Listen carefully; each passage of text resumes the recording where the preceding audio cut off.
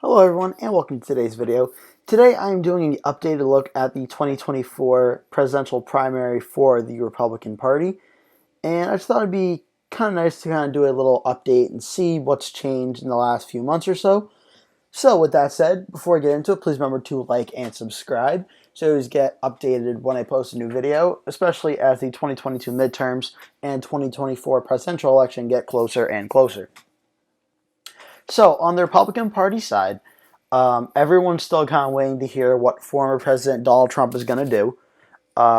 If Donald Trump decides to run again, that would, in all likelihood, potentially scare off most of the strong challengers to President Trump.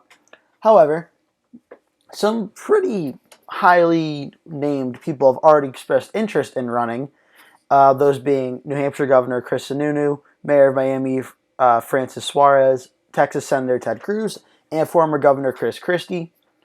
If Trump were to be the nominee, I think that Sununu, Suarez, and Cruz would probably not run, if I'm being completely honest. Chris Christie has already kind of expressed interest in running regardless of what Trump does. However, I think Trump running would definitely be a big obstacle to overcome for a lot of potential Republican candidates. So don't bank on what I said being 100% the case, but I think if Trump were to run, I think he does have a pretty strong handle over the Republican primary. Now, some potential candidates who have not announced what their intentions are, but I think should definitely be kept an eye on. Greg Abbott, he's been doing a very, how do I want to word this?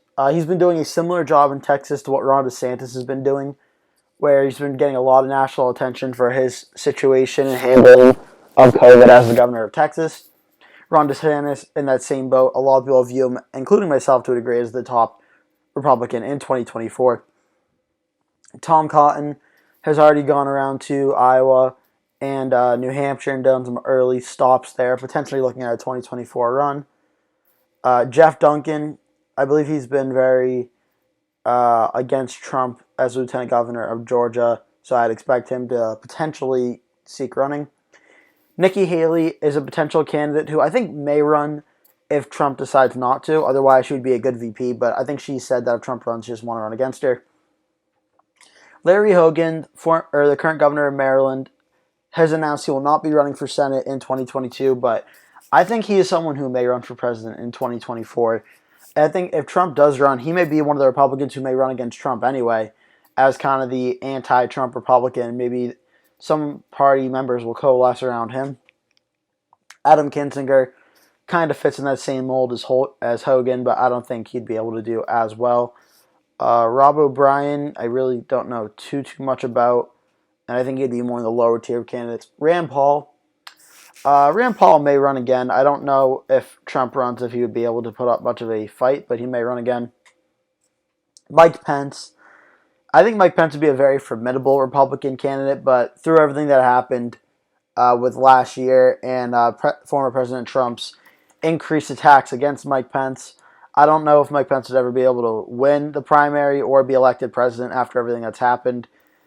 But I think he is definitely a stronger candidate to keep an eye on.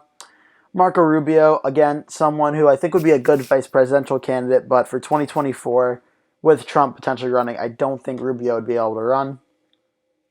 Ben Sasse, senator from Nebraska, in my opinion, more in the lower tier candidates. I don't know what he would necessarily bring to a ticket, so maybe again as a VP, but as a president, I don't think so. Donald Trump Jr., this all depends on if Trump runs or not. If he decides not to, maybe his son, Trump Jr., decides to run.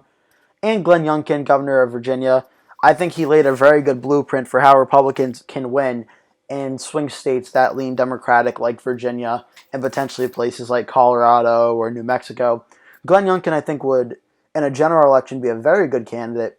However, I really don't see him running for president in 2024. Again, a lot of his campaign had to do with staying on local issues and not really playing into the national politics. So I don't know how he would transition that into a presidential run, but still a name to keep an eye out for. Some notable names who have already announced they will not be running. Liz Cheney. Liz Cheney's a big one. I thought she could be a big challenger to Trump. She won't run. Dan Crenshaw won't run. I think he's a good indicator for what a VP may be. Josh Hawley, again, he's very, very young, so he definitely will have his chances to run if he wants to. 2024 will not be the time, though. He could be a potential VP choice. Kristi Noem, same thing. If Trump does not run, I think she may consider running, but I think with Trump on the ballot, a VP spot be likely for Kristi Noem. Mike Pompeo, he's declined to be a candidate because I think. See, I'm under the impression right now that Trump will run for president. If Trump was not running, I think Pompeo would probably consider flipping this and will run. Paul Ryan, I think he's been out of politics for the last few years. I don't know if he's ever going to make a comeback because he is still pretty young, but he may be someone to keep an eye on. But I don't think he would run. Rick Scott's not going to run. I don't see why he would. Tim Scott.